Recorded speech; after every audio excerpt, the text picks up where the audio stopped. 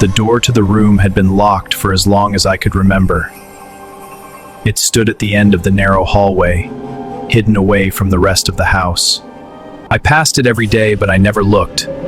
Not out of fear, but out of respect for my father's rule.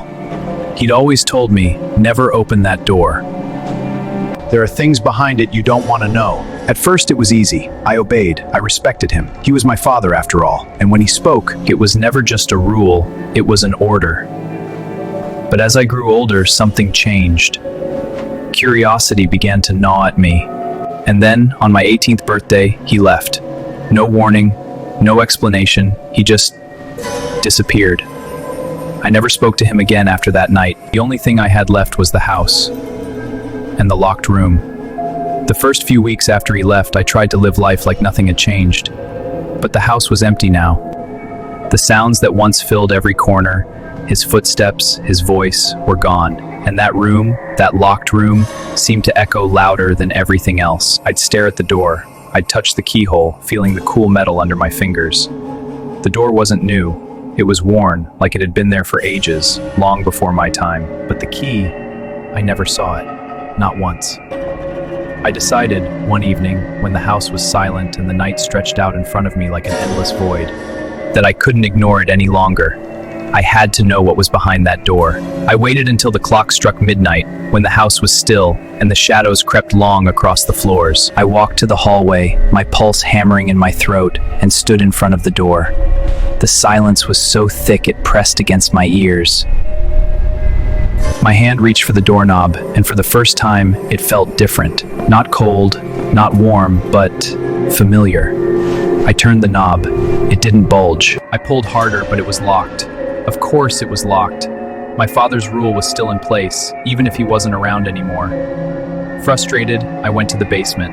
After digging through old papers, I found it, an old wooden box buried beneath years of dust. I lifted it out, opened it, and found nothing but papers and an old, rusted key. I held it in my hand, staring at it for a moment, my breath shallow. It was the key to the room. I knew it. I rushed back upstairs, key in hand, my heart pounding in my chest like it wanted to escape. The air felt thick, like something was pressing against me. I reached for the door, inserted the key, and turned. The door creaked open, as if it hadn't been touched in decades.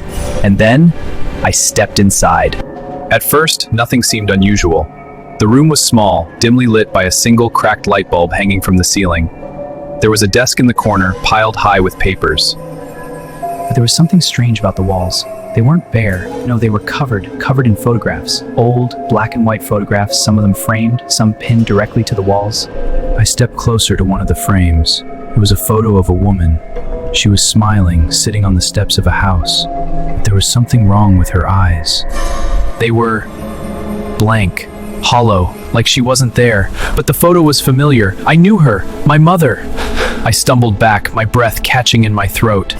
But now, this photo of her sitting in front of the house that was ours, something didn't feel right. I turned away from the photo, my mind racing. I had to keep looking. I had to understand what this all meant. I walked further into the room, scanning the walls. Another photo, and then another, and then a series of photographs. They were all from different places, different times. Some of the faces were familiar, others were not, but they all had the same thing in common.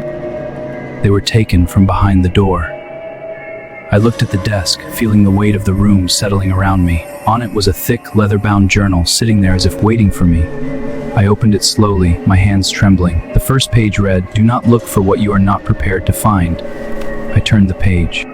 "You were always meant to find this. Don't be afraid." Suddenly, the room felt colder. The air felt thicker. I heard a creaking sound from behind me. At first, I thought it was the floorboards. But then it came again, louder this time. Someone was moving in the hallway. My heart dropped.